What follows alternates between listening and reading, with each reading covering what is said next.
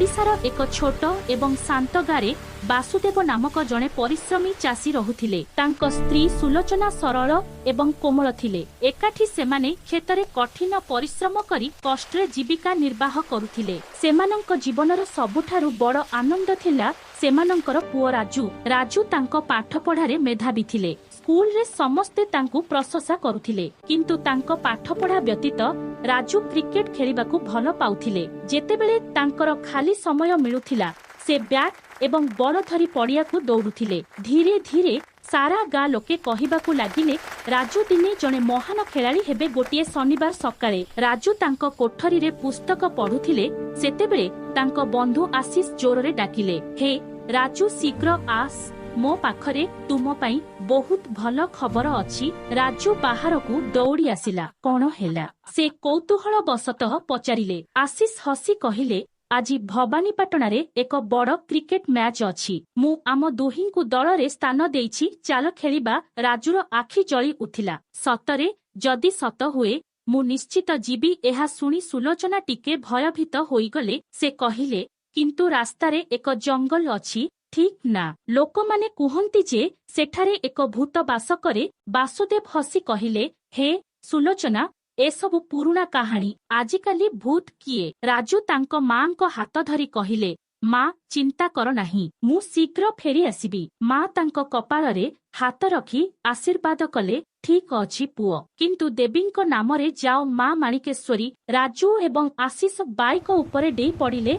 एवं चलीगले। प्रथमे सबु किछि ठीक थिला। आकाश स्पष्ट थिला, पवन ठंडा थिला एवं सेमाने सेमानंकर शॉर्ट एवं सीधा ड्राइव विषय कथबार्ता करुथिले। किंतु किछि किलोमीटर परे रास्ता अंधार एवं निर्जन होइगला। सेमानंक सम्मुखरे एक घन जंगल पड़ीगला। काउमाने गछरे डाकुथिले एवं पवन एक अद्भुत शब्द करुथिला। आशीष धीरे कहिला, राजू, मने हेउछि आमे सेही स्थानरे पहुंची गलु जहा विषय गारे कथा हेउथिला। राजू मध्य टिकिए भय अनुभव कला, किंतु से कहिला, डरिबार कौनसी आवश्यकता नाही, चाल जिबा। सेमाने आगकू बढ़िबा सहित जंगल आहुरी भयंकर होइगला। हठात बाइक टी आपे आपे धीर हेबाकू लागिला। तापरे कौनसी स्पष्ट कारण बिना अटकी गला। आशीष भयभीत होइगला।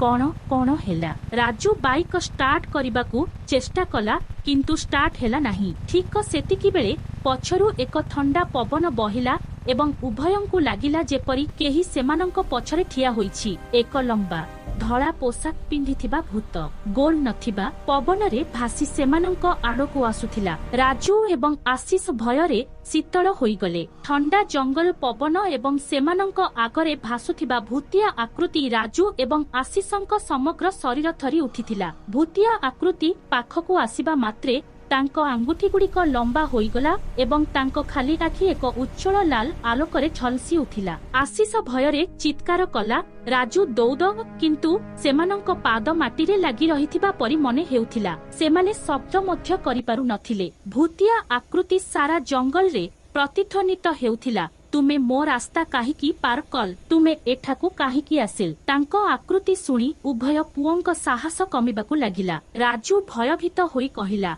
आमे केवल एक मैच खेलिबाकू जाउथिलु, आमर कोनोसी मंद उद्देश्य नथिला। भूत रागी चित्कार कला, एठारु केही जाय नाही। हठात पवन बढ़ीगला। गछ गुड़िक दोहलिबाकू लागिला, पत्र उड़ीबाकू लागिला। राजू एवं आशीषंक शरीर बरफ परी ठंडा लागिला। सेही मुहूर्तरे राजू तांको मांको कथा मने पकाइला। पुओ, माता माणिकेश्वरींक नाम नेई जाओ। राजू थरी थरी कंठरे कहिले, मो माता माणिकेश्वरी नामटी तांको उठरू बाहरिबा मात्रे पवन हठात बंद होइगला। राजू जोर रे डाकिला, माता माणिकेश्वरींक जय। आशीष भयरे पुनरावृत्ति कले, माता माणिकेश्वरींक जय। मुहूर्तक मध्यरे समग्र जंगल आलोकरे झलसी उठिला। भूमि थरी उठिला एवं एक चमत्कार सुवर्ण प्रतिमा सेमानंक सम्मुखरे देखागला। तांको मुहम तीव्र तेज, आखिरे करुणा एवं हातरे त्रिशूल परिपूर्ण थिला। आलोक देखि भूत चित्कार कला, ना मते अटकाओ नाही देवी।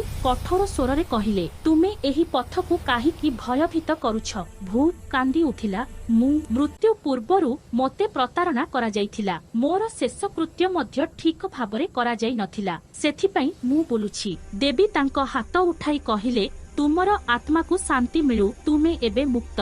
गोटे मुहूर्तरे भूत धड़ा धुआरे परिणत होई अदृश्य होईगला। जंगल पुणी शांत होईगला। पवन स्वाभाविक होईगला एवं साइकेल आपे आपे चलीगला। राजू एवं आशीष हाथ जोड़ी देवींक सम्मुखरे प्रणाम करी कहिले, धन्यवाद माँ, तुमे आमको रक्षा कल। देवी हसी धीरे धीरे अदृश्य होईगले, आलोकरे परिणत होईगले। दुई पुओ भय एवं आश्चर्य परस्पर को चाहिए। आशीष कहिले, भाई एहा कौनसी साधारण घटना नथिला। राजू गंभीर स्वर रे कहिले, जदि आजी माँ माणिकेश्वरी न थांते आमे जीवित घर को फेरी न थांतु। सेमाने गाँ को फेरी गले एवं जेतेबेले सेमाने घटनाटी वर्णना कले समग्र गाँ मंदिर रे एकाठी हेला। पुरोहित कहिले, आजी माता एक चमत्कार करिसंती। सेही जंगल आउ अभिशप्त नुहे। सेही दिन ठारू राजू तांको परिवार एवं समग्र गाँ माता माणिकेश्वरींक आहुरी अधिक भक्त होईगले।